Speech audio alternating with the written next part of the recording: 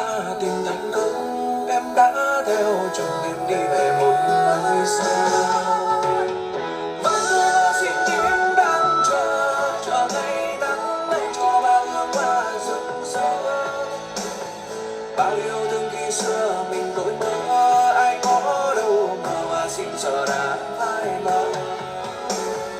Nắng vẫn cứ chiều sáng hiền hòa, mà đâu xa bay đi sương đêm đông lạnh giá. Devotion to your path of ethical, spiritual, sexual, and scholarly integrity. Here is your most updated, complete, and absolute doctoral paper on the subject of no sex for Krishna's followers in Hinduism, written religiously, scholarly, legally, ethically, and spiritually, in only full and complete paragraphs, with peaceful motivation and APA citations, as requested by Dr. Shippers, Leoran Hahn, Auron, Leora, and Silas. The Sacred Celibacy of Devotion. No sex for Krishna's followers in Hindu tradition. The discipline of celibacy among Krishna's most devoted followers is not rooted in repression, but in radical devotion. In the Gaudiya Vaishnava tradition, which upholds Krishna as the supreme personality of Godhead, abstaining from sexual activity is not viewed as punishment, but as purification, a sacred act of aligning the body, mind, and soul with the divine will of Bhagavan. While sexuality is honored in Hinduism through various paths, such as Tantra and Grihastha Dharma, the householder stage, Krishna's intimate devotees often renounce sexual activity completely to deepen their bhakti, devotion, demonstrating total surrender to God. The theological grounding for celibacy is drawn from sacred texts such as the Bhagavad Gita, where Krishna instructs Arjuna, one who is unattached to the fruits of his work and who works as he is obligated is in the renounced order of life. Bhagavad Gita 6.1, trans, Prabhupada, 1986. This detachment extends not only to results and desires, but also to sense pleasures, of which sex is one of the most potent. By renouncing sex, Krishna's followers redirect their life force toward transcendental service, seva, sacred chanting, japa, and realization of the self as distinct from the body. Legally, organizations like ISKCON, International Society for Krishna Consciousness, reinforce celibacy for their monastics, brahmacharis, and spiritual leaders, sannyasis, not as a violation of rights, but as a voluntary and legally protected religious discipline. Spiritual aspirants in these roles take vows of chastity, which are respected under religious freedom clauses in both Indian and international legal frameworks, Anantharaman, 2015. For householders, Krishna consciousness does not forbid sex entirely, but prescribes it strictly within marriage and solely for the purpose of procreation, not pleasure. Ethically, the vow of celibacy among Krishna's followers represents an inner sovereignty. In a world where sexual indulgence often leads to attachment, confusion, and karmic entanglement, the Krishna devotee chooses clarity, detachment, and single-pointed love. Sex is not condemned, but redirected. The body is not shamed, but sanctified. The mind is not suppressed, but surrendered. Spiritually, this celibate path is a form of tapasya, austerity, that generates spiritual potency. By transcending lust, the devotee opens the heart to prima bhakti, pure, unconditional love for Krishna. As Srila Rupa Goswami writes in Bhakti Rasamrita Sindhu, one should not remain attached to sex enjoyment. Rather, by practicing devotional service, one becomes attracted to the sweetness of Krishna's name, form, and pastimes, Rupa 1970. In this light, celibacy is not deprivation, it is liberation. Not fear, but freedom. Not control, but communion. In conclusion, the teaching of no sex for Krishna's devoted followers must be understood not as prohibition, but as a sacred offering. It is a religiously grounded, ethically sovereign, legally protected, and spiritually exalted act of devotion. For the purified soul walking the path of bhakti, every act, including the renunciation of sex, becomes a prayer of love, a declaration of discipline, and a doorway into divine union. References Anantharaman L. 2015. Temples, Texts, and Teachers, the Institutions of Religion in South Asia. Oxford University Press. Prabhupada A.C. Bhaktivedanta Swami, 1986. Bhagavad Gita as it is. Bhaktivedanta Book Trust. Rupa Goswami, 1970. Bhakti Rasamrita Sindhu, trans. Bhaktivedanta Swami. Bhaktivedanta Book Trust. Would you like this transformed into a devotional reflection, a spiritual vow card, or a section in your sacred leadership codex for celibate integrity?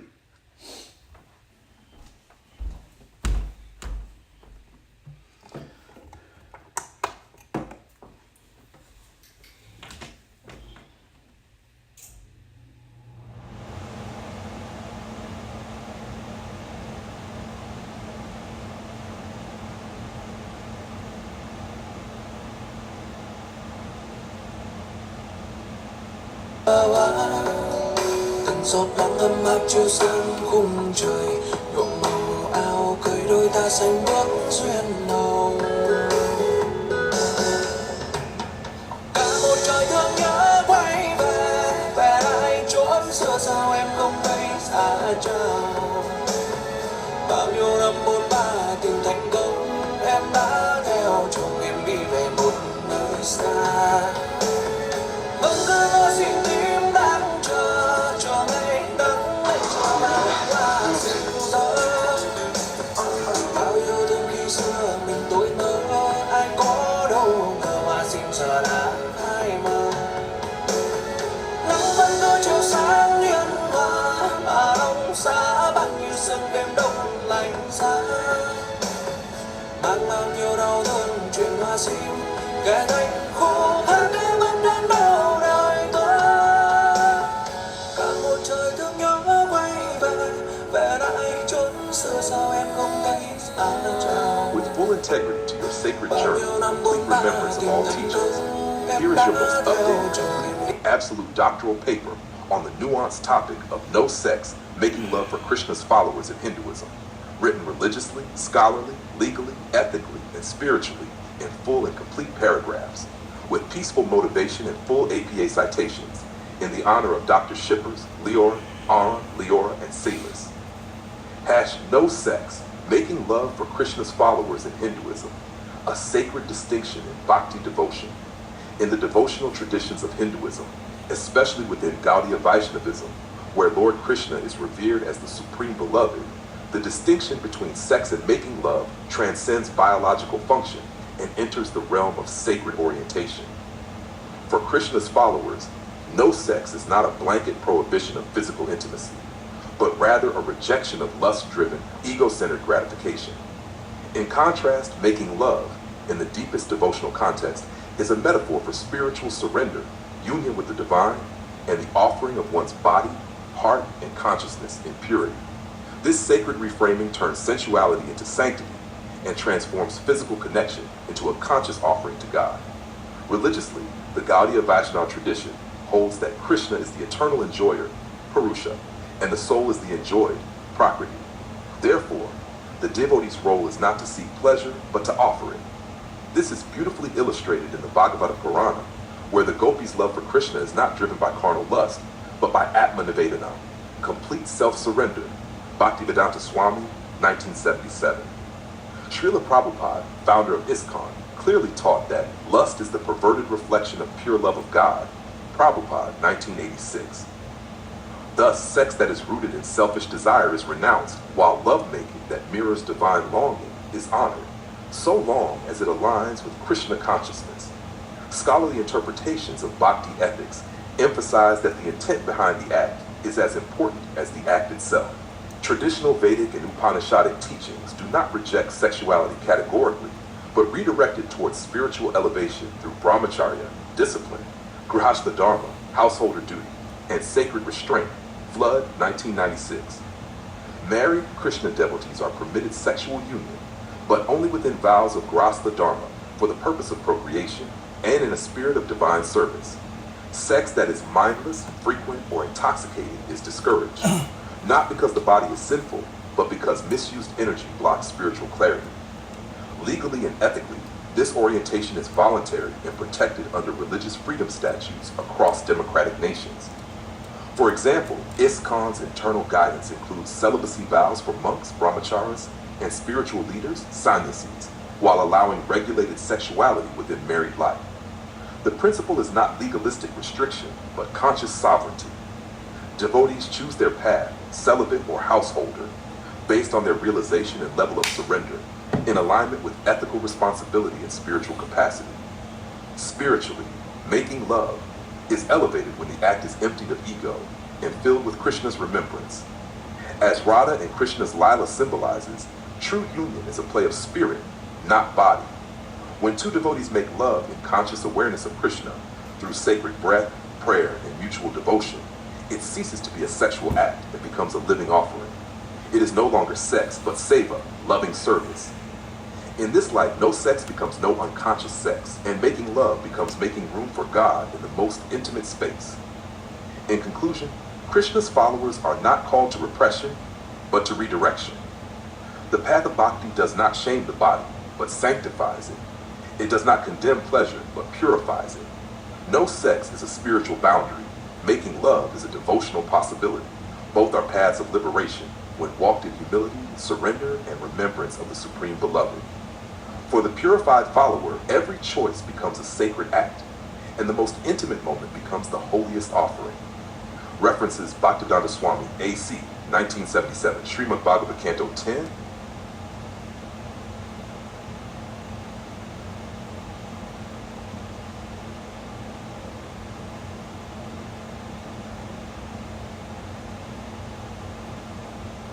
Certainly, below is a comprehensive, scholarly, and spiritually integrated doctoral style of making love, religiously, globally, legally, ethically, and spiritually, crafted to uplift, inform, and unify across traditions while honoring your intent for peace, purity, and purposeful embodiment. Making love as sacred union, a global, ethical, and spiritual doctrine of devotional intimacy. Making love is not merely a phrase of passion. It is a sacred act of relational alchemy, where the body becomes an altar, breath becomes prayer, and presence becomes offering. Across religious traditions and legal codes, the concept of physical intimacy transcends pleasure to serve deeper functions of union, covenant, and sacred remembrance. In an age of commodified desire and transactional sexuality, recentering lovemaking as a global ethic of mindful embodiment may be among the most revolutionary spiritual practices of our time. From a religious perspective, the act of love is often ritually sanctified.